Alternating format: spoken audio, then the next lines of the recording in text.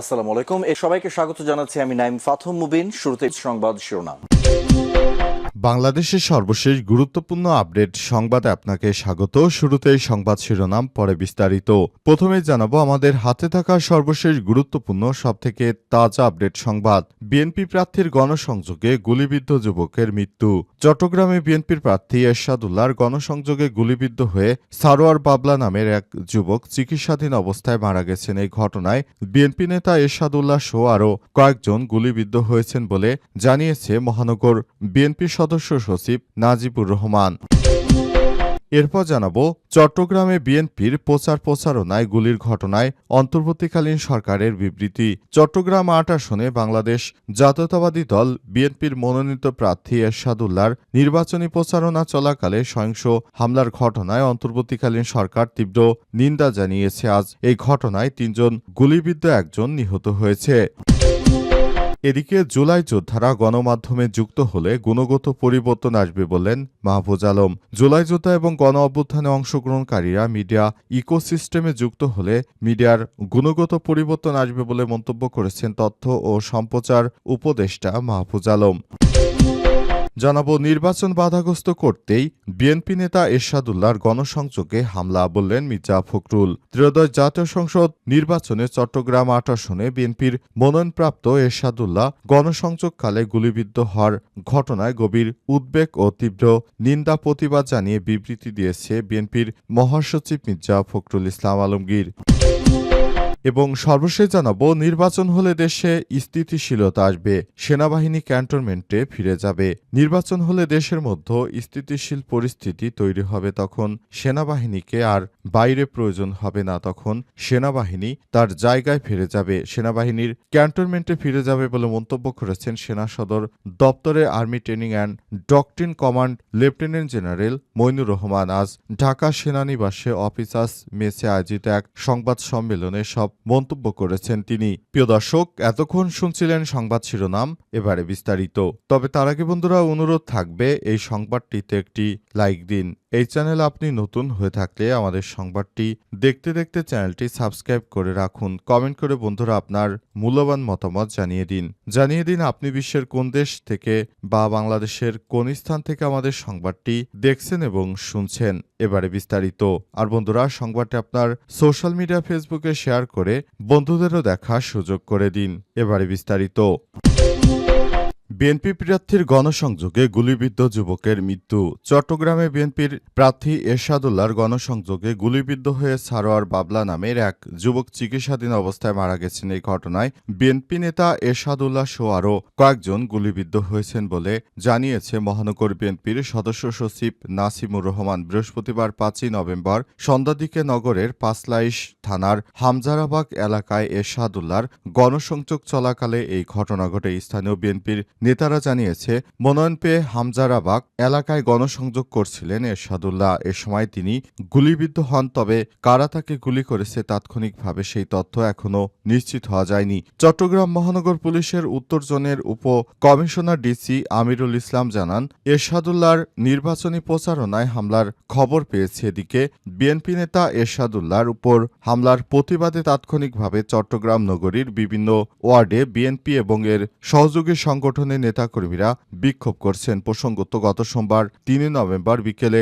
গুলশানে BNP chairperson Begum Khaleda জিয়ার কার্যালয়ে আসন্ন জাতীয় সংসদ নির্বাচনে চট্টগ্রাম ৮ আসনে বিএনপির প্রার্থী হিসেবে এরশাদুল্লাহর নাম ঘোষণা করেন দলটির মহাসচিব মির্জা ফখরুল ইসলাম আলমগীর। এরপরই বিএনপির নেতাকর্মীদের মধ্যে উত্তেজনা ছড়িয়ে পড়ে। তারা দেশের বিভিন্ন জায়গায় যেসব নেতাকর্মীদেরকে মনোনয়ন দেওয়া হয়নি সেসব নেতাকর্মীরা তার কর্মী সমর্থকদেরকে নিয়ে তারা বিক্ষোভ মিছিল করছেন। তবে বিএনপির পক্ষ থেকে বলা হয়েছে যাদেরকে মনোনয়ন দেওয়া হয়নি তাদের ব্যাপারে দল এমন কিছু সিদ্ধান্ত নেবে যাতে করে তাদের এসব বিষয়গুলো পুষিয়ে যায়। কিন্তু যারা মনোনয়ন পায়নি তারা বলছে তারা এসব বিষয় মানবে না। তারা অন্তর্বর্তীকালীন সরকারের প্রধান উপদেষ্টা প্রফেসর ডক্টর মোহাম্মদ ইউনূসের সরকারের দৃষ্টি আকর্ষণ করছে। তারা জানিয়েছে বিষয়গুলো আমরা গুরুত্ব সহকারে দেখছি, তবে এই বিষয়গুলো আমরা কোনোভাবেই মেনে নিতে দিতে পারি না, কারণ দলের জন্য এতদিন ধরে আমরা সব ধরনের বাধা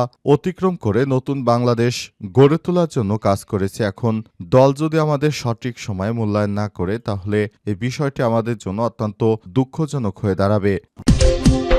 চট্টগ্রামে বিএনপি প্রার্থীর প্রচারণায় গুলির ঘটনায় অন্তর্বর্তীকালীন সরকারের বিবৃতি। চট্টগ্রাম ৮ আসনে বাংলাদেশ জাতীয়তাবাদী দল বিএনপির মনোনীত প্রার্থী এরশাদুল্লাহর নির্বাচনী প্রচারণাকালে সহিংস হামলার ঘটনায় অন্তর্বর্তীকালীন সরকার তীব্র নিন্দা জানিয়েছে। বুধবার ৫ই নভেম্বর এই ঘটনায় ৩ জন গুলিবিদ্ধ হয়ে একজন নিহত হয়েছে।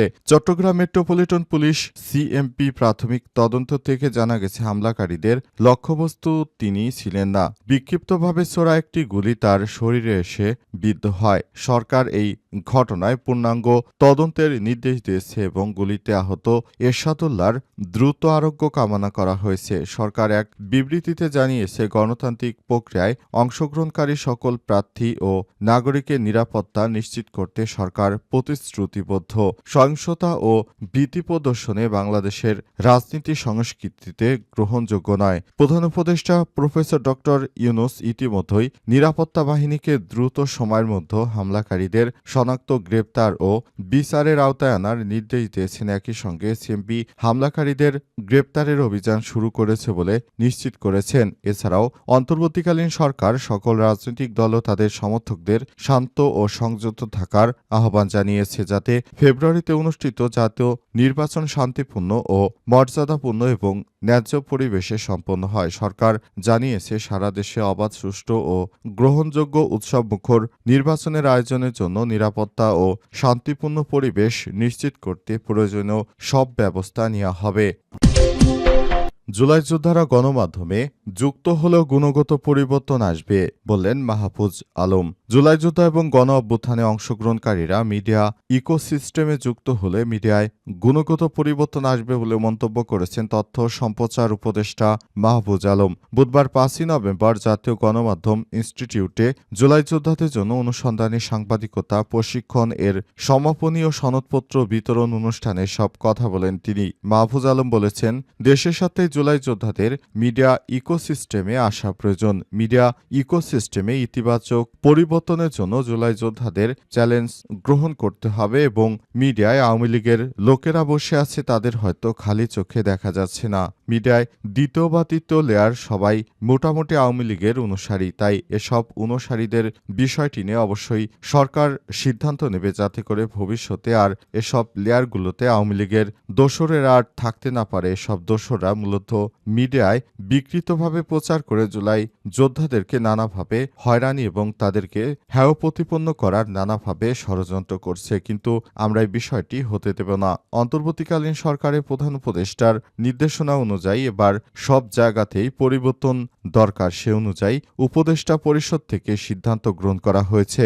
আগামীতে নতুন বাংলাদেশ গড়ে তোলার জন্য আমাদের একসঙ্গে মিলেমিশে রাষ্ট্রের প্রধান কাঠামোগুলোতে সংস্কার আনতে হবে। রাষ্ট্রে যেসব গুরুত্বপূর্ণ ইস্যু রয়েছে সেসব ইস্যুতে একনায়তান্ত্রিক কোনো ব্যক্তিকে রাখা যাবে না। সেখানে বহুতাত্ত্বিক মতবাদের অনুসারী যারাই রয়েছেন তাদের ব্যাপারে সিদ্ধান্ত গ্রহণ করা হবে।